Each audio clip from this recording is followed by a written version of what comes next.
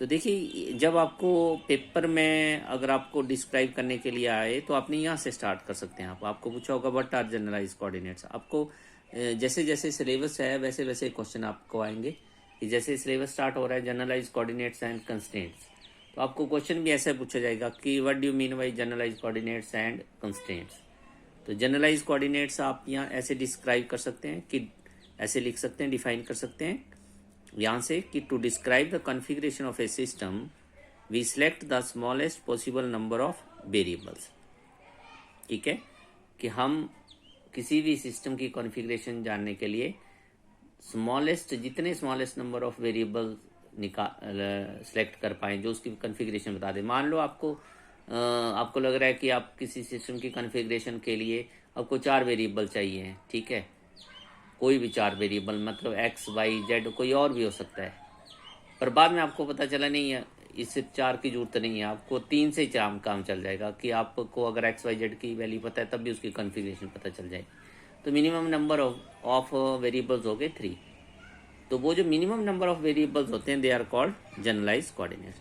तो यहाँ से आप जनरलाइज कोऑर्डिनेट्स डिफाइन करके फिर उसको एक्सप्लेन कर सकते हैं ऊपर वाले कंसेप्ट को, कि प्लेन में अगर कोई हो तो उसके लिए 2 चाहिए होते हैं। ठीक है, स्पेस में 3 चाहिए होते हैं। ठीक है, तो जैसे ऊपर हमने स्टडी किया वैसा लिख सकते हैं। तो कुछ एक एग्जांपल जो हैं यहाँ हम लिख रहे हैं, इन एग्जांपल्स को आपने सिर्फ हम इस पर्पज से लिख रहे हैं यहाँ पे कि जिससे आपको ये पता चल जाए कि कोई सिस्टम ऐसे होंगे जिनको एक वेरिएबल से ही उनकी पोजीशन का पता चल जाएगा, उनकी कॉन्फ़िगरेशन का पता चल जाएगा। कुछ के लिए 2 की जरूरत होगी, 2 वेरिएबल के लिए, कुछ को 3 की होगी और कुछ के लिए 4 की होगी। ठीक है, तो यहाँ पे हमने कुछ एक एग्जांपल्स लिखी हैं।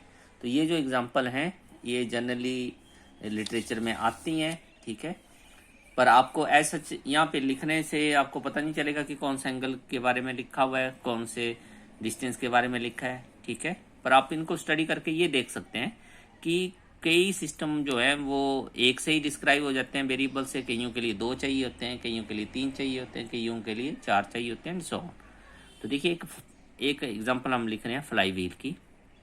तो फ्लाई व्हील हम जो फिजिक्स में पढ़े होंगे वो बच्चे देखते हैं कि फ्लाई व्हील का हम एक्सपेरिमेंट भी करते हैं। ठीक है, कि फ्लाई व्हील जो है एक व्हील जो है जो आपको फिजिक्स लैब में देखते हैं कि दीवार पे लगाया होता है जनरली।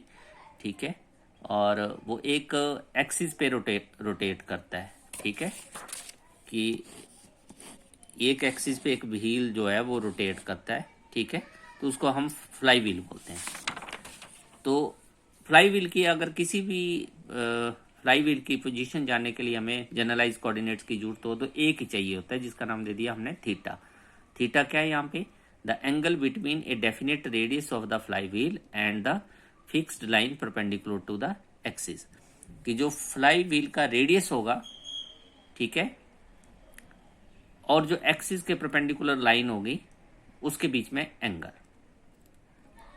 तो जनरली हम यहाँ पे ये डिनोट बता रहे हैं कि एक वेरिएबल ऐसा होगा जो ये बता देगा कि फ्लाई व्हील की पोजीशन क्या है एक पर्टिकुलर टाइम के ऊपर।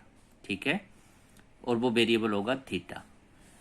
Second, a rod lying on the plane surface.